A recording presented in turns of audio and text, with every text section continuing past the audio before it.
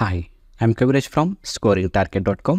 In today's session, we are going to discuss Grandma Climbs a Tree Poem Notes for SSLC.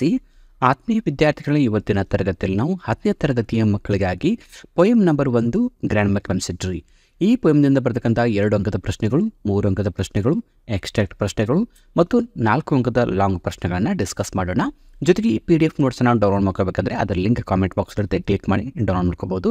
ಜೊತೆಗೆ SSLCಗಾಗಿಯೇ ನಾನು ಮಾಡಿದಂಥ ಎಲ್ಲ ಪಾಠಗಳು, ಪದ್ಯಗಳು ಹಾಗೂ ಸಪ್ಲಿಮೆಂಟರಿ ರೀಡಿಂಗ್ನ ಕ್ವೆಶನ್ ಆನ್ಸರ್ ವಿಡಿಯೋಗೂ ಲಿಂಕ್ ಕೂಡ ಕಾಮೆಂಟ್ ಬಾಕ್ಸಲ್ಲಿರುತ್ತೆ.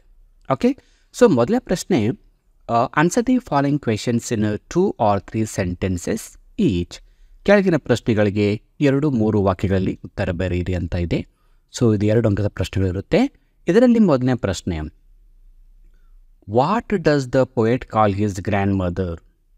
ಕವಿ ತನ್ನ ಅಜ್ಜಿಯನ್ನು ಏನಂತ ಕರಿತಾ ಇದ್ರು? Why does he call Har so? ಅವಳನ್ನು ಹಾಗೆಯೇ ಯಾಕೆ ಕರಿತಾ ಇದ್ರು? ಏನಂತ ಕರಿತಾ ಇದ್ರು ಮತ್ತು ಹಾಗೆ ಯಾಕೆ ಕರಿತಾ ಇದ್ರು ಅಂತೆ. ಆನ್ಸರ್, ಸೊ ಇಲ್ಲಿ ಪೊಯೆಟ್ ಅಂದರೆ ಯಾರು? Ruskin Bond. Ruskin Bond calls his grand mother a genius. So Ruskin Bond ಕವಿಯವರು ತಮ್ಮ ಅಜ್ಜಿಯನ್ನು ಪ್ರತಿಭಾನ್ವಿತೆ, ಜೀನಿಯಸ್ ಅಂತ ಕರಿತಾ ಇದ್ರು. ಸೊ ಎರಡನೇ ಪ್ರಶ್ನೆ ಏನಿದೆ, why does he call Har so? ಯಾಕೆ ಆ ಥರ ಕರಿತಾ ಇದ್ರು? ಅವಳನ್ನು ಪ್ರತಿಭಾನ್ವಿತೆ ಅಂತ ಯಾಕೆ ಕರಿತಾ ಇದ್ರು? Because C could climb trees at the age of 62. ಯಾಕಂದರೆ ತನ್ನ 62ನೇ ಇಳಿಯ ವಯಸ್ಸಿನಲ್ಲಿ ಕೂಡ ಅಜ್ಜಿ ಮರ ಹತ್ತಾ ಇದ್ರು. She was passionate about climbing and could climb any type of tree regardless of its height or spread. ಇನ್ನು ಅಜ್ಜಿಗೆ ಒಂದು ಪ್ಯಾಷನೆಟ್, ಒಂದು ಮೋಹ ಇತ್ತು, ಒಂದು ವ್ಯಾಮೋಹ ಇತ್ತು ಅದ್ರ ಬಗ್ಗೆ, ಅಂದರೆ ಮರಗಳನ್ನು ಹತ್ತೋದು. ಸೊ ಅದು ಯಾವುದೇ ಪ್ರಕಾರದ ಮರ ಇರಲಿ, ಅಂದರೆ ಅದು ತುಂಬ ಹೈಟ್ ಇದ್ದ ಮರ ಆಗಿರ್ಬೋದು ಅಥವಾ ತುಂಬ ವಿಶಾಲವಾದಂಥ ಸ್ಪ್ರೆಡ್ ಆದಂಥ ಮರ ಆಗಿರ್ಬೋದು, ಯಾವುದೇ ಮರ ಕೂಡ ಹತ್ತಾ ಇದ್ದರು. ಅದಕ್ಕಾಗಿ ಕವಿ ಅವಳನ್ನು ಪ್ರತಿಭಾನ್ವಿತೆ ಅಂತ ಕರಿತಾ ಇದ್ರು. ಸೊ ಎರಡನೇ ಪ್ರಶ್ನೆ, how did grandma feel while she lay in bed? So bed rest ತೊಗೋಬೇಕು ಅಂತ ಹೇಳಿದಾಗ ಗ್ರ್ಯಾಂಡ್ ಮ್ಯಾಗೆ ಯಾವ ಥರ ಫೀಲ್ ಆಯಿತು? Answer, grandma stayed in bed for a week and it felt like a short time in hell for her. So ವೈದ್ಯರು ಬಂದು ಗ್ರ್ಯಾಂಡ್ ಮನನ್ನು 1 ವಾರ ಬೆಡ್ ರೆಸ್ಟ್ ತೊಗೋಬೇಕು ಅಂತ ಸಜೆಸ್ಟ್ ಮಾಡ್ತಾರೆ. ಬಟ್ ಆ 1 ವಾರ ಬೆಡ್ ರೆಸ್ಟ್ ತೆಗೆದುಕೊಳ್ಳೋದು ಅಂದರೆ ಅಜ್ಜಿ ಪಾಲಿಗೆ ಒಂದು ನರಕ ಯಾತನೆ. ಹೆಲ್ ಅಂದ್ರೇನು? ನರಕ. She wanted to climb trees but she resisted the urge. ಅವಳಿಗೆ ಯಾಕೆ 1 ವಾರ ನರಕ ಯಾತನೆ ಅನ್ನಿಸ್ತಂದರೆ, ಅವಳಿಗೆ ದಿನಾಲೂ ಮರ ಹತ್ತೋದಂದರೆ ತುಂಬ ಇಷ್ಟ. ಬಟ್ ಈಗ 1 ವಾರ ಮರ ಹತ್ತೋಕ್ಕಾಗಲ್ಲ, ಬೆಡ್ ಮೇಲೆ 1 ವಾರ ಬೀಳಬೇಕಲ್ಲ. ಅವಳಿಗೊಂದು ಮರ ಹತ್ತುವ ಒಂದು ತುಂಬ ಆಸೆ ಇತ್ತು. ಬಟ್ ಆ ಒಂದು ಆಸೆ, ಅರ್ಜ್ ಅಂದ್ರೇನು? ಆ ಒಂದು ದಾಹ, ಆಸೆಯನ್ನು ತಡೆ ಹಿಡಿಯಲಾಗಿತ್ತು. ಸೊ ಮೂರನೇ ಪ್ರಶ್ನೆ, what did the family members and neighbours tell the grandmother as years went by? So ಅಜ್ಜಿ ಮರ ಇರೋದನ್ನು ನೋಡಿ ಕುಟುಂಬದ ಸದಸ್ಯರು ಮತ್ತು ನೈಬರ್ಸ್, ಅಕ್ಕಪಕ್ಕದ ನೆರೆಹೊರೆಯವರು ಏನಂತ ಸಜೆಸ್ಟ್ ಮಾಡ್ತಾರೆ ಅಜ್ಜಿಗೆ? Answer, the family members told grandma that she should stop climbing trees. So ಅಕ್ಕಪಕ್ಕದ ಮನೆಯವರು ಮತ್ತು ಕುಟುಂಬದ ಸದಸ್ಯರು ಅಜ್ಜಿಗೆ ಹೇಳ್ತಾರೆ, ನನಗೆ ತುಂಬ ವಯಸ್ಸಾಗಿದೆ, ಮರ ಹತ್ತಬೇಡ ಅಂತ ಸಜೆಸ್ಟ್ ಮಾಡ್ತಾರೆ. Because C was getting old. They said that she should age gracefully. ಅಂದರೆ ಅವರು ಏನು ಸಜೆಸ್ಟ್ ಮಾಡ್ತಾರೆ? ವಯಸ್ಸಿಗೆ ತಕ್ಕ ಹಾಗೆ ಗೌರವದಿಂದ ಬಾಳಬೇಕು. ಈಗ ತುಂಬ ಹಿರಿಯೋಳಾಗಿದೆಯಾ, ತುಂಬ ವಯಸ್ಸಾಗಿದೆ, ಸೊ ಗೌರವಯುತವಾಗಿ, ಗೌರವಯುತವಾಗಿ ಬದುಕಬೇಕು ಅಂತ ಸಜೆಸ್ಟ್ ಮಾಡ್ತಾರೆ. ಇದಕ್ಕೆ ಅಜ್ಜಿ ಒಪ್ಕೊಂಡ್ಲಾ? No. So next main question second, answer the following questions in 2 or 3 sentences each. So ಈ ಕೆಳಗಿನ ಪ್ರಶ್ನೆಗಳಿಗೆ ಇಲ್ಲಿ 2, 3 ಅನ್ನೋದಕ್ಕಿಂತ ನಾವು 5, 6 ಅಂತ ಆಗಬೇಕಾಗಿತ್ತು. ಯಾಕೆ 5, 6 ಅಂದರೆ ಇದು 3 ಅಂಕದ ಪ್ರಶ್ನೆಗಳಿವೆ. ಓಕೆನಾ? ಸೊ ಇಲ್ಲಿ 5 ಮತ್ತು 6 ಅಂತ ಓದ್ಕೊಳ್ಳಿ. ಸೊ ಇಲ್ಲಿ ಮೊದಲನೇ ಪ್ರಶ್ನೆ, ಇದರ 4ನೇ ಪ್ರಶ್ನೆ ಏನಿದೆ, ವಾಟ್ ಕ್ವಾಲಿಟೀಸ್ ಆಫ್ ಗ್ರ್ಯಾಂಡ್ ಮಾ ಡು ಯು ಅಪ್ರಿಸಿಯೇಟ್? ಕ್ವಾಲಿಟೀಸ್ ಅಂದರೆ ಗುಣಲಕ್ಷಣಗಳು, ಅಪ್ರಿಸಿಯೇಟ್ ಅಂದರೆ ವರ್ಣನೆ ಮಾಡೋದು, ಇಷ್ಟಪಡೋದು. ಸೊ ಅಜ್ಜಿಯಲ್ಲಿರ್ತಕ್ಕಂಥ ಯಾವ ಗುಣಗಳು ನಿಮಗೆ ತುಂಬ ಇಷ್ಟ ಆಗಿವೆ ಅಂತ ಕೇಳಿದ್ದಾರೆ. Answer, Grandma's ability to live life the way she wanted is admirable. So ಅಜ್ಜಿಗೆ ತನಗೆ ಹೇಗೆ ಬದುಕಬೇಕಂತ ಬಯಸ್ತಿದ್ರು ಅದೇ ಥರ ಬದುಕೋಕ್ಕೆ ಇಷ್ಟಪಡ್ತಿದ್ರಲ್ಲ, ಆ ಒಂದು ಗುಣಧರ್ಮ ನನಗೆ ತುಂಬ ಇಷ್ಟ ಆಯಿತು. She was very different from others. ಇತರ ಹೆಣ್ಣುಮಕ್ಕಳಿಗೆ ಅಜ್ಜಿಯಂದರಿಗೆ ಹೋಲಿಸಿದಾಗ ಇವಳು ತುಂಬ ವಿಭಿನ್ನವಾಗಿದ್ದಳು. And did not follow what society thought was right or wrong.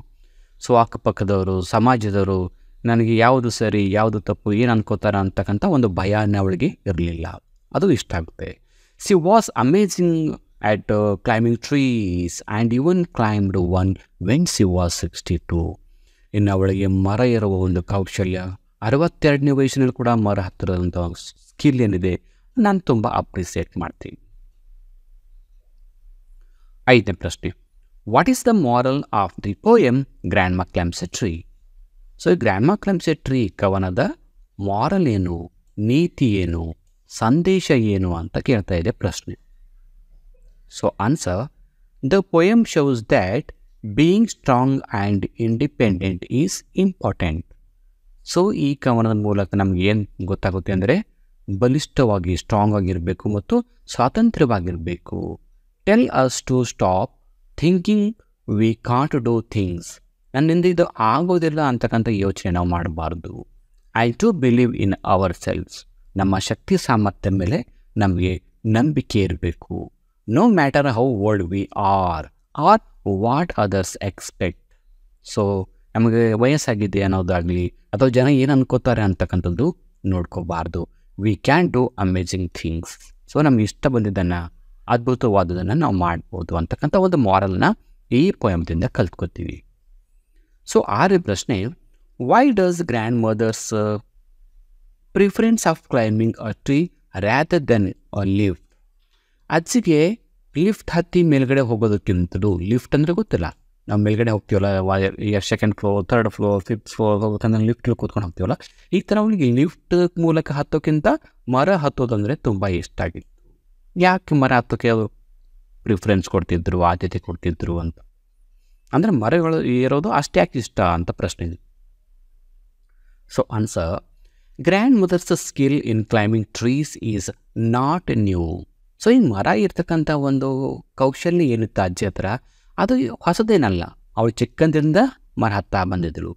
She was still climbing trees at the age of 62. ನೋಡಿ, 62ನೇ ವಯಸ್ಸಿನಲ್ಲಿ ಕೂಡ ಮರ ಹತ್ತಿದ್ದಳು. 6ನೇ ವಯಸ್ಸಿನಲ್ಲಿ ಸ್ಟಾಪ್ ಮಾಡಿ 62ನೇ ವಯಸ್ಸಿನವರೆಗೂ ಕೂಡ ಕಂಟಿನ್ಯೂ ಮಾಡ್ತಿದ್ದರು. This shows that she was always liked being in trees more than being in elevators. Elevators ಅಂದರೆ ಕೂಡ ಲಿಫ್ಟ್ ಅಂತ. ಹೀಗಾಗಿ ಅವಳು ಬಾಲ್ಯದಿಂದಲೇ ಕಲ್ತ್ಕೊಳ್ಳೋ ಒಂದು ಹವ್ಯಾಸ ಆಗಿರೋದ್ರಿಂದ ಅವಳಿಗೆ ನ್ಯಾಚುರಲ್ ಆಗಿ ಮರ ಹತ್ತೋದೇ ಲಿಫ್ಟ್ ಹತ್ತೋಕ್ಕಿಂತ ತುಂಬ ಇಷ್ಟ ಇತ್ತು. She had a deep connection to nature. ಅಷ್ಟೇ ಅಲ್ಲದೆ ಅವಳಿಗೆ ನಿಸರ್ಗದೊಂದಿಗೆ ಒಂದು ಅವಿನಾಭಾವ ಒಂದು ಸಂಬಂಧ ಇತ್ತು. Her love for nature and her adventurous spirit make her truly unique. ಅವಳ ಹತ್ರ ಇರ್ತಕ್ಕಂಥ ಒಂದು ಪರಿಸರ ಪ್ರೇಮ ಜೊತೆಗೆ ಒಂದು ಸಾಹಸಮಯವಾದ ಒಂದು ಶಕ್ತಿ ಏನಿತ್ತು ಅವಳನ್ನು ಒಂದು ಡಿಫ್ರೆಂಟ್ ವುಮೆನ್ ಆಗಿ ಮಾಡುತ್ತೆ. She leaves her life with joy and freedom no matter what others things. So ಯಾರು ಏನು ಅನ್ಕೋತಾರೆ ಅಂತಕ್ಕಂಥ ಈ ವಿಚಾರ ಮಾಡದೆ ಅವಳ ಜೀವನವನ್ನು ಸಂತೋಷದಿಂದ ಮತ್ತು ಸ್ವಾತಂತ್ರ್ಯವಾಗಿ ಕಳೀತಾಳೆ. ಸೊ ಈಗ ಬೇಕ್ question number 3, read the following extract and answer the questions that follow. So 3 ಅಂಕದ ಎಕ್ಸ್ಟ್ರಾಕ್ಟ್ ಪ್ರಶ್ನೆಗಳಿವೆ, ನೋಡೋಣ ಈಗ. ಸೊ 7ನೇ ಪ್ರಶ್ನೆ ಸ್ಟೇಟ್ಮೆಂಟ್ ಇದೆ, for her it was like a brief season in hell. Hell ಅಂದರೆ ನರಕ, ಬ್ರೀಫ್ ಸೀಸನ್ ಅಂದರೆ ಒಂದು ಶಾರ್ಟ್ ಪೀರಿಯಡ್, ಒಂದು ಡ್ಯೂರೇಷನ್, ಒಂದು ಅವಧಿ ಅಂತ ಅರ್ಥ. ಸೊ ಅವಳಿಗೆ ಬೆಡ್ ರೆಸ್ಟ್ ತಗೊಳ್ಳೋದು ಅಂದರೆ ಒಂದು ರೀತಿ ನರಕ ಯಾತನೆ ಅಂತ statement. So a question, for home it was like a brief season in hell. So ಈ ಥರ ಬೆಡ್ ರೆಸ್ಟ್ ತಗೊಳ್ಳೋದು ಯಾರಿಗೆ ನರಕದ ಯಾತನೆ ಅನ್ನಿಸ್ತಾ ಇತ್ತು? ಆನ್ಸರ್, ಫಾರ್ ದ ಗ್ರ್ಯಾಂಡ್ ಮಾ. ಅಜ್ಜಿಗೆ ಒಂದು ರೀತಿ ನರಕ ಯಾತನೆ ಅನ್ನಿಸ್ತಾ ಇತ್ತು. ಬಿ ಪ್ರಶ್ನೆ, which was a brief season in hell for her. So ನರಕ ಯಾತನೆ ಅಂತ ಯಾವುದಾಗ್ತಾ ಇತ್ತು? ಆನ್ಸರ್, ಕನ್ಫೈನ್ಮೆಂಟ್ ಟು ಬೆಡ್ ಅಂದರೆ ಹಾಸಿಗೆ ಮೇಲೆ ಮಲಗೋದು, ಹಾಸಿಗೆ ಹಿಡಿಯೋದು. ಹಾಸಿಗೆ ಮೇಲೆ 1 ವಾರ ಬಿದ್ದುಕೊಂಡಿರೋದೇ ಅವಳಿಗೆ ನರಕ ಯಾತನೆ ಅನ್ನಿಸ್ತಾ ಇತ್ತು. ಸಿ ಪ್ರಶ್ನೆ, why did the speaker feel so? ಅಜ್ಜಿಗೆ ಯಾಕೆ ಈ ಥರ ಅನ್ನಿಸ್ತು, ನರಕ ಯಾತನೆ ಅಂತ ಯಾಕೆ ಅನ್ನಿಸ್ತಾ ಇತ್ತು? Answer, C felt very miserable ಅಂದರೆ ದುಃಖ. As she could not longer climb trees. So 1 ವಾರ ವಿಶ್ರಾಂತಿ ಅವಳಿಗೆ ನರಕ ಯಾತನೆ ಯಾಕೆ ಅನ್ನಿಸ್ತಂದರೆ 1 ವಾರದವರೆಗೆ ಮರ ಹತ್ತಕ್ಕಾಗೋದಿಲ್ವಲ್ಲ, ಹೀಗಾಗಿ ತುಂಬ ದುಃಖ ಆಗಿ ಅವಳಿಗೆ ನರಕ ಯಾತನೆ ಅನ್ನಿಸ್ತಾ ಇತ್ತು. ಸೊ 8ನೇ ಪ್ರಶ್ನೆ ನೋಡೋಣ. I strongly recommended a quite week in bed. Quite week ಅಂದರೆ ಕಂಪ್ಲೀಟ್, ವೀಕ್ ಅಂದರೆ ವಾರ, 1 ವಾರ ಕಂಪ್ಲೀಟ್ ಬೆಡ್ ರೆಸ್ಟ್. ನಾನು 1 ವಾರ ಕಂಪ್ಲೀಟಾಗಿ ಬೆಡ್ ರೆಸ್ಟನ್ನು ಸಜೆಸ್ಟ್ ಮಾಡ್ತೀನಿ ಅಂತ ಹೇಳಿದ್ದಾರೆ statement. A, who does I refer to? ಇಲ್ಲಿ ಐ ಅಂದರೆ ಯಾರು? ನಾನು ನಿನಗೆ ಬೆಡ್ ರೆಸ್ಟ್ ಸಜೆಸ್ಟ್ ಮಾಡ್ತಾ ಇದ್ದೀನಿ. ನಾನು ಅಂದರೆ ಯಾರು? The doctor. ಬಿ ಪ್ರಶ್ನೆ, who was told to have a quite week in bed? So 1 ವಾರ ಬೆಡ್ ರೆಸ್ಟ್ ತೊಗೋಬೇಕು ಅಂತ ಡಾಕ್ಟರ್ ಯಾರಿಗೆ ಹೇಳಿದ್ರು? ಆನ್ಸರ್, ಟು ದಿ ಗ್ರ್ಯಾಂಡ್ ಮಾ, ಅಜ್ಜಿಗೆ ಹೇಳ್ತಾರೆ. ಇನ್ನು ಸಿ ಪ್ರಶ್ನೆ, why was a quite week recommended? ಯಾಕೆ 1 ವಾರ ಬೆಡ್ ರೆಸ್ಟ್ ಒಳಗೆ ಸಜೆಸ್ಟ್ ಮಾಡಿದ್ರು doctor? Answer, because he had climb a tree and had not been able to come down. So ಮರ ಹತ್ತಿರ್ತಾಳೆ, ಕೆಳಗೆ ಬರೋಕ್ಕಾಗೋದಿಲ್ಲ. ಆಫ್ಟರ್ ಸಿ ವಾಸ್ ರೆಸ್ಕ್ಯೂಡ್, ಅವಳಿಗೆ ಅಪಾಯದಿಂದ ಪಾರು ಮಾಡಿ ಕೆಳಗಡೆ ಇಳಿಸ್ತಾರೆ. ಸ್ವಲ್ಪ ಜ್ವರ ಬಂದಿರುತ್ತೆ. The doctor took her temperature. So ವೈದ್ಯರು ಏನು ಮಾಡ್ತಾರೆ? ಟೆಂಪ್ರೇಚರ್, ದೇಹದ ತಾಪಮಾನವನ್ನು ಚೆಕ್ ಮಾಡ್ತಾರೆ. And recommended rest. ಸೊ ಅವಳಿಗೆ ಕಾಯಿಲೆ ಬಂದಿದ್ದರಿಂದ 1 ವಾರ ವಿಶ್ರಾಂತಿಯನ್ನು ಸಜೆಸ್ಟ್ ಮಾಡ್ತಾರೆ. ಸೊ 9ನೇ ಪ್ರಶ್ನೆ, I will start work tonight. ಇವತ್ತು ರಾತ್ರಿಯಿಂದಲೇ ನಾನು ಕೆಲಸವನ್ನು ಪ್ರಾರಂಭ ಮಾಡ್ತೀನಿ ಅಂತ ಸ್ಟೇಟ್ಮೆಂಟ್. ನೋಡಿ, I will start work tonight, ಇವತ್ತು ರಾತ್ರಿಯಿಂದಲೇ ಕೆಲಸ ಪ್ರಾರಂಭ ಮಾಡ್ತೀನಿ. ಈ ಪ್ರಶ್ನೆ, who plan to start the work?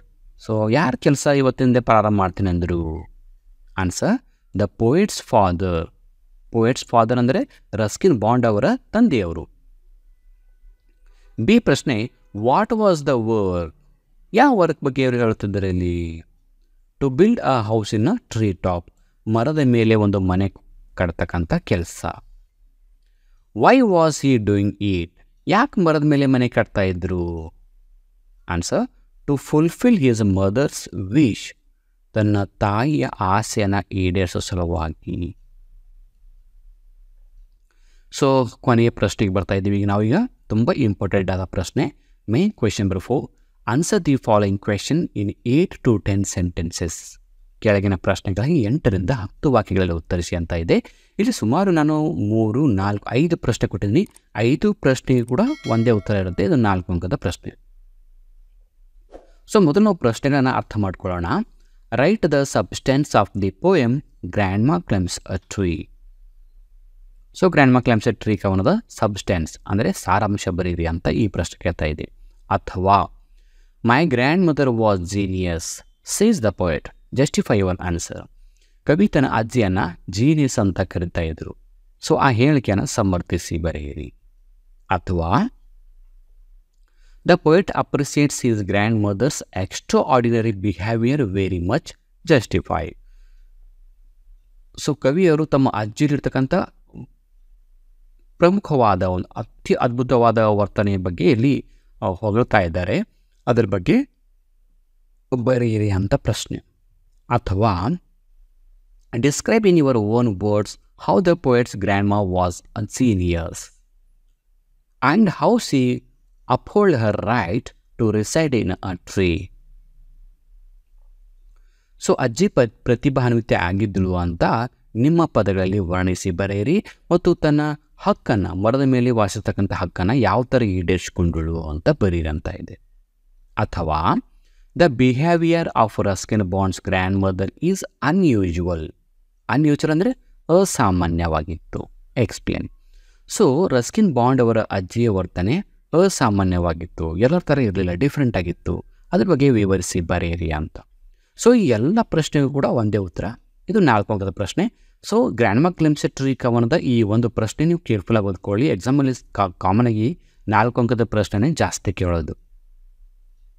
So answer ನೋಡೋಣ ಈಗ. The poem Grandma Climbs a Tree is written by Ruskin Bond. So grandma climbs a tree ಅಂತಕ್ಕಂಥ ಕವನ ರಸ್ಕಿನ್ ಬಾಂಡ್ ಅವರಿಂದ ಬರೆಯಲ್ಪಟ್ಟಿದೆ. Grandma was amazing and different from others. ಅಜ್ಜಿ ತುಂಬ ಅದ್ಭುತವಾಗಿದ್ದರು ಮತ್ತು ಇತರರಿಂದ ತುಂಬ ಭಿನ್ನವಾಗಿದ್ದರು. Even at 62 she could climb trees. ತನ್ನ 62 ವಯಸ್ಸಿನಲ್ಲಿ ಕೂಡ ಅಜ್ಜಿ ಮರವನ್ನು ಹಾಕ್ತಾ ಇದ್ದರು. She had this special talent since she was a child. ಚಿಕ್ಕ ಮಗುವಿದ್ದಾಗೆ ಈ ಒಂದು ಮರ ಹತ್ತಕ್ಕಂಥ ಕೌಶಲ್ಯವನ್ನು ಕಲ್ತ್ಕೊಂಡಿದ್ದಳು. She was happier in trees than in city elevators. ಅವಳಿಗೆ ಎಲಿವೇಟರ್ ಲಿಫ್ಟಲ್ಲಿ ಹೋಗೋದಕ್ಕಿಂತಲೂ ಮರ ಹತ್ತೋದು ತುಂಬ ಇಷ್ಟ. When neighbours told her to stop climbing trees and live gracefully she ignored them. So ಅಕ್ಕಪಕ್ಕದವರು ವಯಸ್ಸಾದ ನಂತರ ಮರ ಹತ್ತಬಾರ್ದು, ಗೌರವಯುತವಾಗಿ ಬಾಳಬೇಕು ಅಂತ ಸಜೆಸ್ಟ್ ಮಾಡಿದ್ರೆ ಅಜ್ಜಿ ಅದನ್ನು ತಿರಸ್ಕಾರ ಮಾಡ್ತಾಳೆ, ಕಡೆಗಣಿಸ್ತಾಳೆ. She learned to climb trees at 6 from her brother. ತನ್ನ 6ನೇ ವಯಸ್ಸಿನಲ್ಲೇ ಮರ ಹತ್ತಕ್ಕಂಥ ಕೌಶಲವನ್ನು ಕಲ್ತ್ಕೊಂಡಿದ್ರು. Though family members worried she might fall. So ಕುಟುಂಬದವರು ಎಲ್ಲರಿಗೂ ಒಂದು ಚಿಂತೆಯಾಗಿತ್ತು. 62ನೇ ವಯಸ್ಸಿನಲ್ಲಿ ಕೂಡ ಮರ ಹತ್ತಾ ಇದ್ದಾಳೆ, ಇವಳಿಗೆ ಏನಾದರೂ ಆಗ್ಬೋದು ಅಂತ ತುಂಬ ಚಿಂತೆಯಾಗಿತ್ತು. One day she climbed a tree and couldn't come down. So ಒಂದು ದಿನ ಏನಾಗುತ್ತೆ, ಅಜ್ಜಿ ಮರ ಹತ್ತಿಬಿಡ್ತಾಳೆ, ಕೆಳಗೆ ಬರೋಕ್ಕಾಗಲಿಲ್ಲ. ಸೊ ಆಮೇಲೆ ಅವಳನ್ನು ರಕ್ಷಣೆ ಮಾಡ್ತಾರೆ. The doctor recommended a week of bed rest which she hated. ಆ ನಂತರ ವೈದ್ಯರು ಬಂದು ಅವಳಿಗೆ 1 ವಾರ ಬೆಡ್ ರೆಸ್ಟನ್ನು ಹೇಳ್ತಾರೆ, ಬಟ್ ಅದು ಅವಳಿಗೆ ನರಕ ಯಾತನೆ ಅನಿಸುತ್ತೆ. After recovering C asked for a tree house. So 1 ವಾರದ ಬೆಡ್ ರೆಸ್ಟ್ ಆದ ನಂತರ ಅಜ್ಜಿ ತನ್ನ ಮಗನನ್ನು ಉದ್ದೇಶಿಸಿ ಮರದ ಮೇಲೆ ಒಂದು ಮನೆ ಕಟ್ಟಿಕೊಡು ಅಂತ ರಿಕ್ವೆಸ್ಟ್ ಮಾಡ್ತಾಳೆ. Her son and the poet built one for her and she enjoyed her life happily in nature. So ಆ ನಂತರ ಅಜ್ಜಿಯ ಆಸೆ ಇಡೋ ಸಲುವಾಗಿ ಅಜ್ಜಿಯ ಮಗ ಮತ್ತು ಕವಿ ಇಬ್ಬರು ಕೂಡ್ಕೊಂಡು ಮರದ ಮೇಲೆ ಒಂದು ಮನೆಯನ್ನು ಕಟ್ಟಿಕೊಳ್ತಾರೆ. ಅಲ್ಲಿ ತನ್ನ ಕೊನೆಯ ದಿನಗಳನ್ನು ಎಂಜಾಯ್ ಮಾಡ್ತಾ ಸಂತೋಷವಾಗಿ ಕಳೀತಾಳೆ. ಸೊ ಇಲ್ಲಿ ಕೊನೆಗೆ ನಿಮಗೆ ಕೆಲವೊಂದು ಲಿಂಕನ್ನು ಕೊಟ್ಟಿದ್ದೀನಿ SSLC ಪಾಸಿಂಗ್ ಪ್ಯಾಕೇಜ್ಗೆ ಸಂಬಂಧಪಟ್ಟಂಥ. ಸೊ ಈ PDF ನೋಟ್ಸ್ನಲ್ಲಿ ಕಾಮೆಂಟ್ ಬಾಕ್ಸ್ ಇರುತ್ತೆ, ಡೌನ್ಲೋಡ್ ಮಾಡ್ಕೊಂಡಾಗ ಈ PDF ಅಲ್ಲೇ ನೋಟ್ಸಲ್ಲೇ ಇವು 3 ಲಿಂಕ್ ಇದೆ. ಸೊ ಇಲ್ಲಿ ನೀವು ಜಸ್ಟ್ ಕ್ಲಿಕ್ ಮಾಡಿದ್ರೆ ಸಾಕು. ಇಲ್ಲಿ ನಿಮ್ಗೆ ಲಿಂಕ್ ಕ್ಲಿಕ್ ಮಾಡಿದಾಗ ನಿಮಗೆ ಈ ನೋಟ್ಸ್ ಅವೈಲೇಬಲ್ ಆಗುತ್ತೆ. ಮೊದಲೇ ಲಿಂಕ್ ಎದರದಿದೆ ಅಂದರೆ 10th class all subject scoring package, ಎಲ್ಲ ವಿಷಯಗಳ ಸ್ಕೋರಿಂಗ್ ಪ್ಯಾಕೇಜ್ ಇದೆ. ಆಮೇಲೆ 2ನೇ ಲಿಂಕಲ್ಲಿ 10th class all subject passing package ಇದೆ. ನೋಡಿ, ಪಾಸಿಂಗ್ ಪ್ಯಾಕೇಜ್ ಬೇರೆ, ಸ್ಕೋರಿಂಗ್ ಪ್ಯಾಕೇಜ್ ಬೇರೆ. ಸ್ಕೋರಿಂಗ್ ಪ್ಯಾಕೇಜ್ ಅಂದರೆ ಫುಲ್ 100ಕ್ಕೆ 100 ಅಂಕ, 80ಕ್ಕೆ 80 ಅಂಕ ಪಡ್ತಕ್ಕಂಥ ನೋಟ್ಸ್ ಇದೆ. ಇದು 2ನೇದೇನಿದೆ ಪಾಸಿಂಗ್ ಪ್ಯಾಕೇಜ್, ಜಸ್ಟ್ 35 to 40 ಅಂಕ ತೆಗೆದುಕೊಳ್ತಕ್ಕಂಥ ಒಂದು ನೋಟ್ಸ್ ಇದು. ಇದಾದ ನಂತರ 3ನೇ ಲಿಂಕಲ್ಲಿ ಏನಿದೆ ಅಂದರೆ SSLC toppers all subjects answer sheets. SSLCಯಲ್ಲಿ ಪಾಸ್ ಆದಿ ರಾಜ್ಯಕ್ಕೆ ಪ್ರಥಮ ಸ್ಥಾನ ಪಡ್ಕೊಂಡಂಥ ವಿದ್ಯಾರ್ಥಿಗಳ ಒಂದು ಆನ್ಸರ್ ಶೀಟ್ ಯಾವ ಥರ ಇದೆ, ಅದು ಯಾವ ಥರ ಬರೆದಿದ್ದಾರೆ ಅಂತ ಅವರು ಒರಿಜಿನಲ್ ಆನ್ಸರ್ ಶೀಟನ್ನು ಇಲ್ಲಿ ಅಪ್ಲೋಡ್ ಮಾಡಿದ್ರಿ. ಡೌನ್ಲೋಡ್ ಮಾಡಿಕೊಂಡು ರೆಫರ್ ಮಾಡಿದರೆ ನಿಮಗೂ ಕೂಡ ಯಾವ ಥರ ಬರೀಬೇಕು ಅಂತ ಒಂದು ಐಡಿಯಾ ಬರುತ್ತೆ. ಸೊ ಇಷ್ಟು ಇರುತ್ತೆ ಇವತ್ತಿನ ಕ್ಲಾಸನ್ನು ಇಲ್ಲಿಗೆ ಮುಗಿಸ್ತಾ ಇದ್ರಿ. Thank you all for watching the video. If you like the video, subscribe to our channel to get more videos. Thank you all.